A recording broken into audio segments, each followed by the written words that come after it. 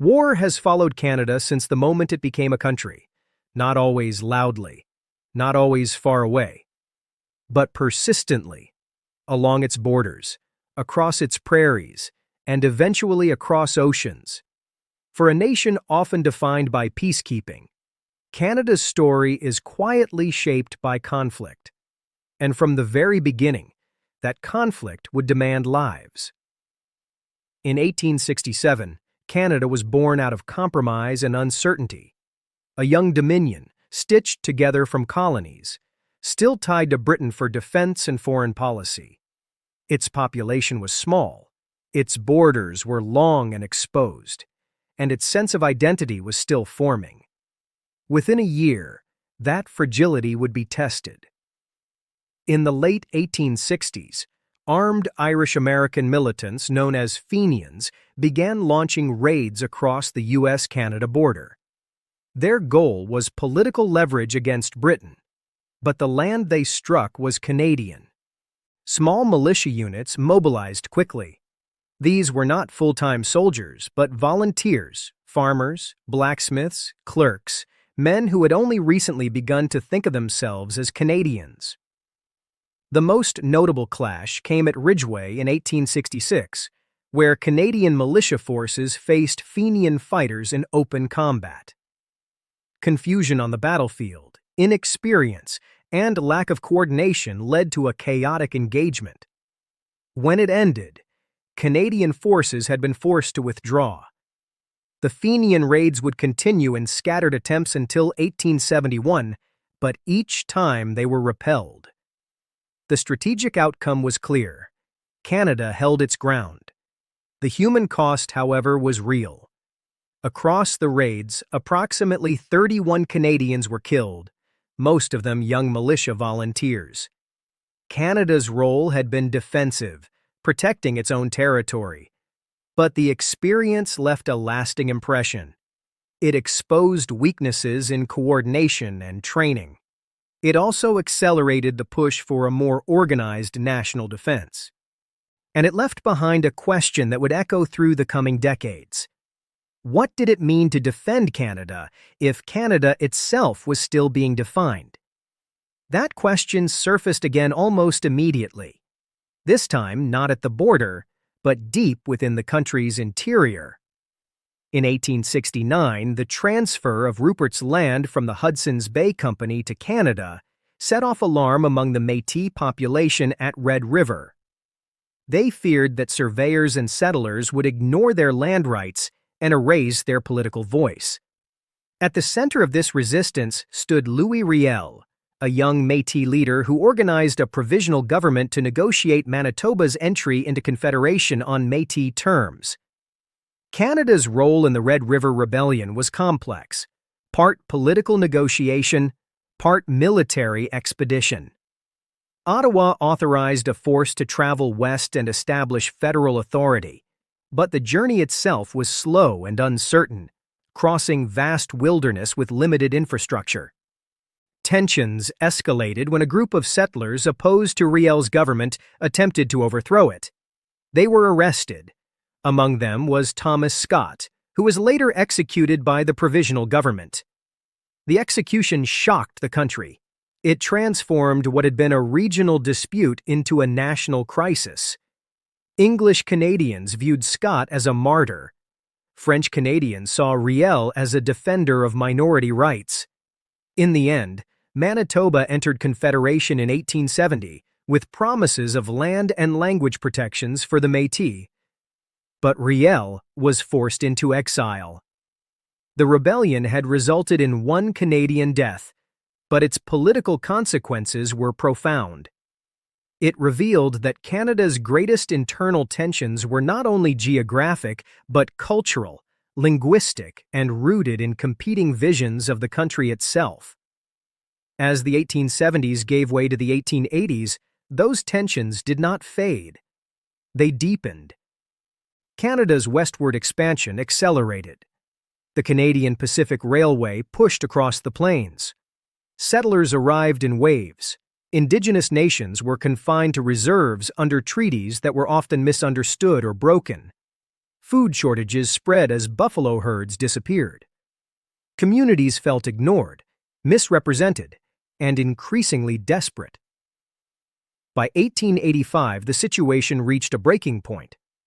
Once again, Louis Riel returned, called back by Métis leaders in the Saskatchewan region to advocate for their rights.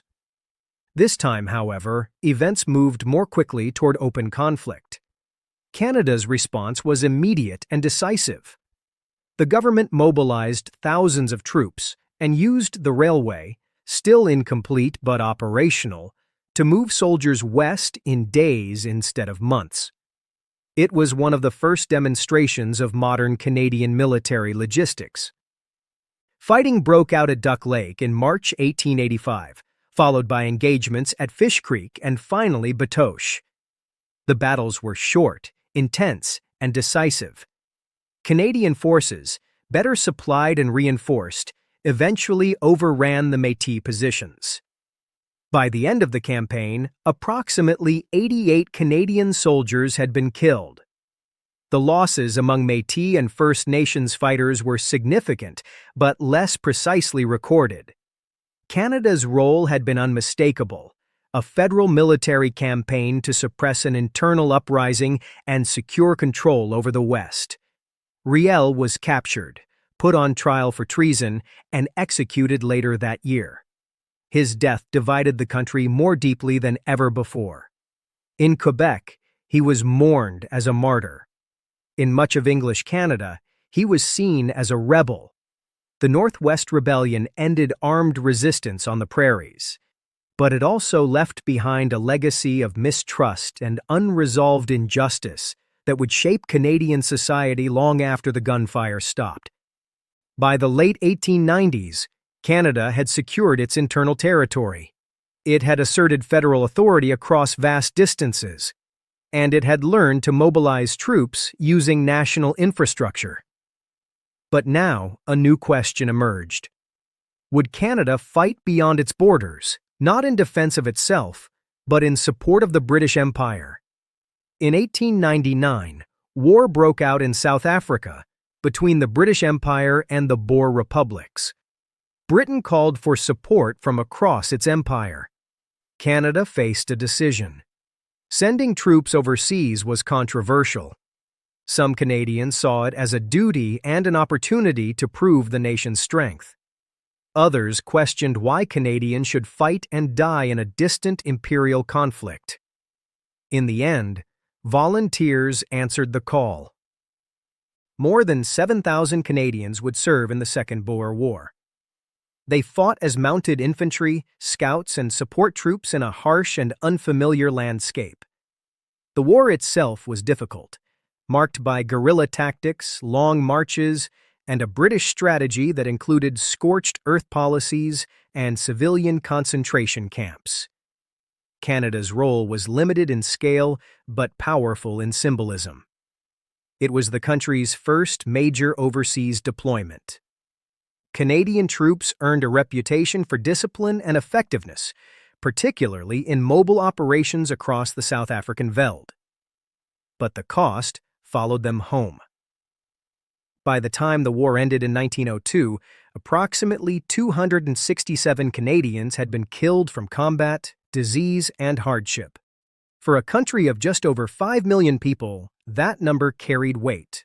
It forced Canadians to confront a new reality: that their nation's military future would not be confined to its own borders, that their soldiers might fight and die in conflicts shaped by global politics.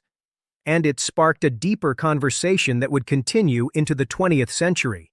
Was Canada still simply part of the British Empire? Or was it becoming something else, something independent, something self-determining, something willing to choose its own wars?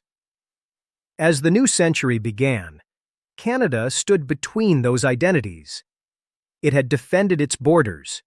It had fought internal conflicts that shaped its national fabric. And it had taken its first steps onto the world stage. But the wars of the past would soon be overshadowed. Because in 1914, a crisis in Europe would erupt into a global war of unimaginable scale. And when that war came, Canada would not send thousands. It would send hundreds of thousands. And the cost would be unlike anything the country had ever known. By the early 1900s, Canada was no longer a fragile experiment in nationhood. Its borders were secure, its railway connected east to west, and its soldiers had already fought abroad. But its place in the world was still tied to the British Empire, and that connection would draw the country into a war unlike anything it had ever known. In the summer of 1914, Europe slid into crisis. Alliances activated, mobilizations began. And when Britain declared war, Canada, still constitutionally bound to the Empire, was automatically at war as well. There was no vote in Parliament, no national debate before the decision. The war simply arrived. At first, there was a surge of enthusiasm. Thousands of Canadians volunteered in the opening months, many believing the conflict would be over by Christmas. Instead, they were sent across the Atlantic into a war of trenches, artillery, poison gas, and industrial-scale destruction. Canada's role in the First World War quickly expanded from symbolic support to a major combat force on the Western Front. The Canadian Expeditionary Force would eventually grow to more than 600,000 men and women, an enormous number for a country of fewer than 8 million people. As the war settled into stalemate in France and Belgium, Canadian troops were thrown into some of its most brutal engagements. In 1915, at the Second Battle of Ypres, Canadian soldiers faced a new and terrifying weapon: chlorine gas. As clouds of green gas drifted across no man's land, Allied lines began to collapse. Canadian units, choking and burning, held their positions, closing the gap and preventing a full breakthrough. It was a defining moment.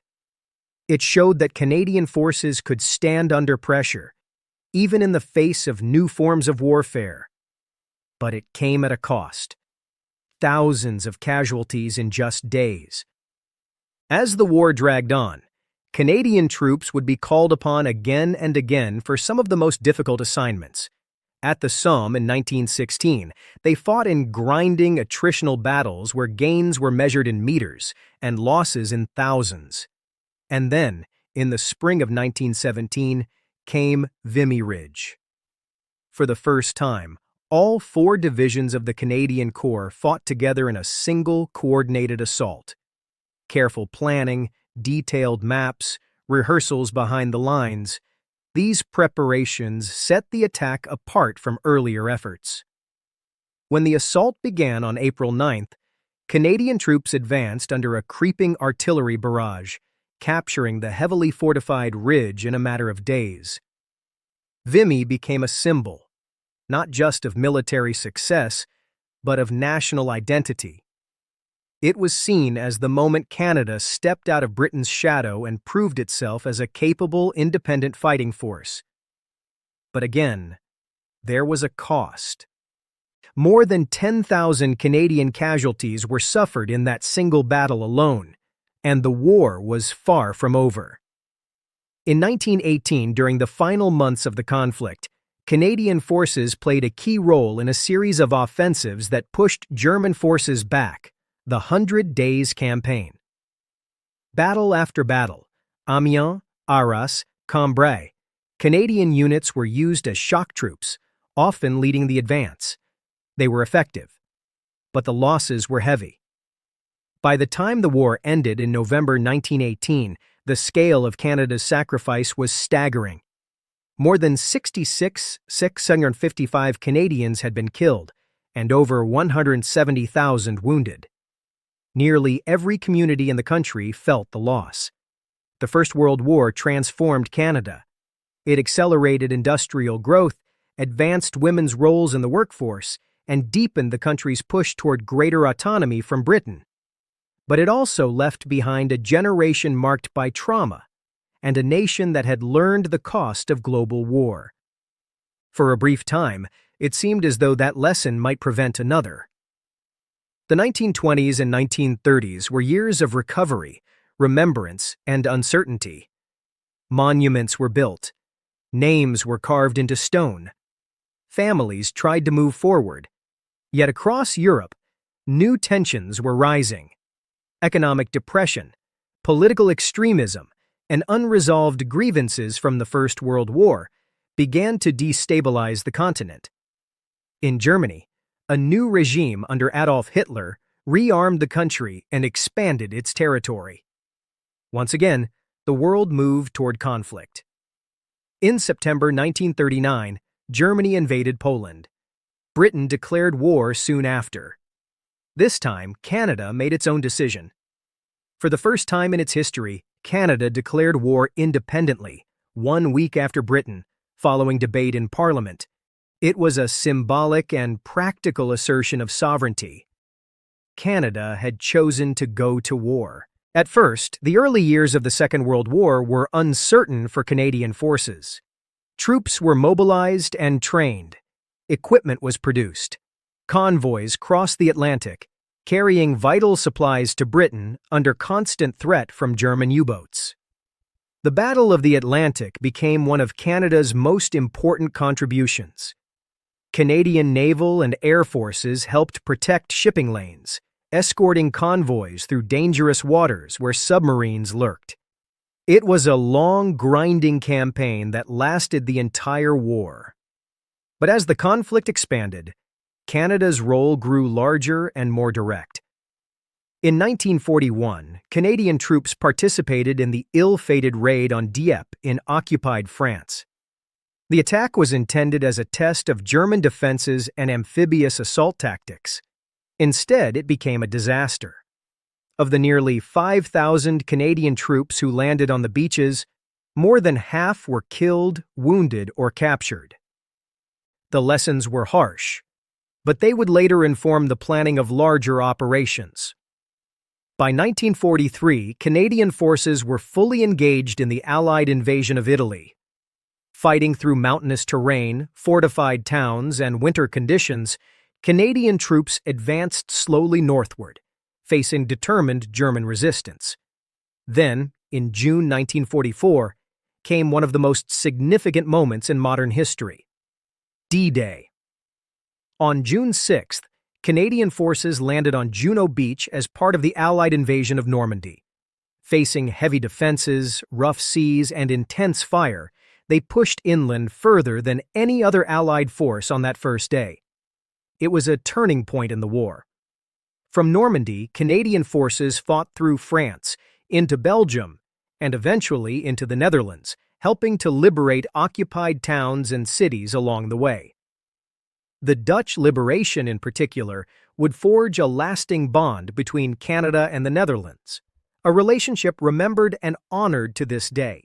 Across Europe, in the air and at sea, Canadian forces continued to play critical roles. Bombing campaigns, naval escorts, supply operations, and ground combat. By the time the Second World War ended in 1945, Canada had mobilized more than 1 million men and women for service. And once again, the cost had been immense. More than 45,400 Canadians were killed during the war, with tens of thousands more wounded. The Second World War confirmed Canada's place as a capable, independent nation on the world stage. It strengthened alliances, accelerated economic growth, and reshaped Canadian society in lasting ways. But as peace returned in 1945, the world did not settle into stability. The world that emerged after 1945 was not at peace in the way many had hoped. The devastation of the Second World War gave way to a different kind of conflict, one defined not by a single global front, but by competing ideologies, proxy wars, and uneasy alliances. For Canada, the shift was immediate. The country that had fought 2 total wars in Europe now found itself navigating a new role. Part soldier, part peacekeeper, part ally within a Western coalition led by the United States, and bound together through NATO and the United Nations. The first major test of that new role came in 1950 on the Korean Peninsula. When North Korean forces crossed the 38th parallel into South Korea, the United Nations called for member states to assist in repelling the invasion. Canada answered. More than 26,000 Canadians would serve in the Korean War over 3 years. Unlike the vast mobilizations of the World Wars, this was a more limited deployment, but the fighting was no less intense.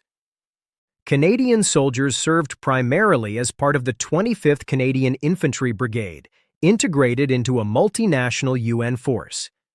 They fought in harsh terrain, steep hills, bitter winters, and exposed ridgelines where control of ground changed hands repeatedly. One of the most defining engagements came at Kapyong in 1951, where Canadian troops helped halt a major Chinese offensive. Outnumbered and under heavy pressure, they held their positions, preventing a breakthrough that could have altered the course of the war. Canada's role in Korea was as a committed UN combat contributor. Infantry, naval forces patrolling coastal waters, and air support integrated with Allied operations. By the time an armistice was signed in 1953, 516 Canadians had been killed, with more than 1,000 wounded.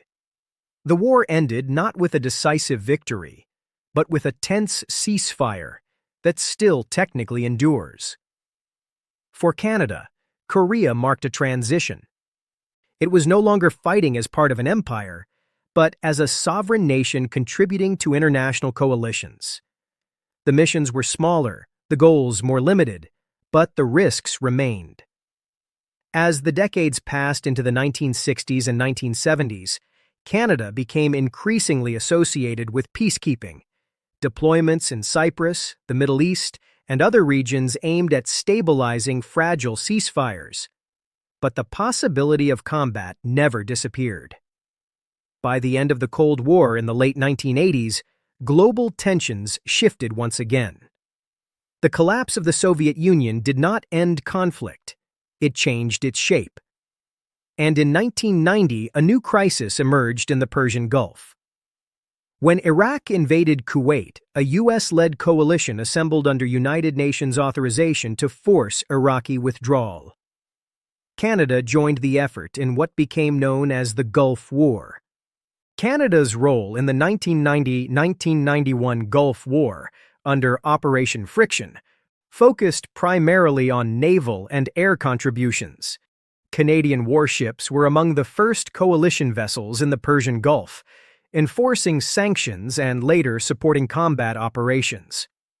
Canadian CF-18 fighter jets conducted bombing missions, while support personnel coordinated logistics and surveillance. The war itself was brief, an intense air campaign followed by a rapid ground offensive that liberated Kuwait in a matter of weeks. Canada did not suffer any combat deaths during the Gulf War. The speed and technological nature of the conflict marked a stark contrast to the grinding wars of earlier generations. Yet it also demonstrated Canada's ability to integrate into high-tech multinational operations, working alongside allies in complex, coordinated campaigns. By the late 1990s, conflict in the Balkans would present another challenge. The breakup of Yugoslavia led to a series of wars marked by ethnic violence, displacement, and humanitarian crisis. In 1999, NATO launched an air campaign against Serbian forces to stop the violence in Kosovo. Canada contributed fighter aircraft to the NATO bombing campaign and later deployed peacekeeping forces as part of the Kosovo Force, KFOR, to stabilize the region. Once again, Canada's role combined combat capability with post-conflict stabilization. There were no Canadian combat deaths in the Kosovo War itself, but the mission underscored a pattern that had begun to define Canadian military engagement: coalition warfare, limited objectives, and an emphasis on protecting civilian populations. At the turn of the new century, it seemed possible that such conflicts, regional, contained, coalition-based, would define Canada's future military role. Then, in 2001, the world changed again. The attacks of September 11th triggered a global response. NATO invoked Article 5 for the first time in its history, declaring that an attack on one member was an attack on all. Canada answered. The war in Afghanistan would become Canada's longest and most complex military engagement since the Second World War. Beginning in 2001, Canadian forces deployed to Afghanistan as part of a U.S.-led coalition aimed at dismantling al-Qaeda and removing the Taliban from power. Early operations focused on special forces and air support. But by 2005, Canada had taken on a far more dangerous role, assuming responsibility for Kandahar province, one of the most volatile regions in the country. Here, Canadian soldiers engaged in sustained counterinsurgency operations against Taliban forces. The fighting was close, difficult, and often unpredictable. Improvised explosive devices, ambushes, and intense firefights in villages and rural terrain. Canada's role expanded beyond combat to include reconstruction, training Afghan security forces, and supporting governance efforts. But the cost was heavy. Over the course of the mission, 158 Canadian service members were killed, along with diplomats, aid workers, and journalists. Thousands more were wounded, physically and psychologically. For many Canadians, Afghanistan became a defining experience of a new generation of soldiers, one that bridged traditional combat with nation-building and counterterrorism. By 2011, Canada's combat mission in Afghanistan ended, transitioning to a training role that concluded in 2014. Yet even as that mission wound down, new conflicts emerged. In 2011, during the Arab Spring uprisings, civil war broke out in Libya. NATO intervened to enforce a no-fly zone and protect civilians from government forces. Canada participated under Operation Mobile, contributing fighter jets, refueling aircraft, and naval vessels to the NATO-led mission. Canadian aircraft flew hundreds of sorties, striking military targets and enforcing the no-fly zone. There were no Canadian combat deaths in the Libya intervention, but the mission reflected Canada's continued reliance on air power and coalition frameworks in modern conflicts. Just a few years later, another threat rose in the Middle East. The emergence of ISIS in Iraq and Syria in 2014 led to a new international coalition aimed at defeating the extremist group. Canada joined the effort under Operation Impact. Canadian fighter jets conducted airstrikes against ISIS targets until 2016, after which the mission shifted toward training and advising Iraqi and Kurdish forces, as well as providing intelligence and logistical support. Special operations forces operated in advisory roles near front lines, helping local troops coordinate operations against ISIS positions. Like the Gulf War and Libya, the campaign against ISIS relied heavily on technology, coordination, and precision.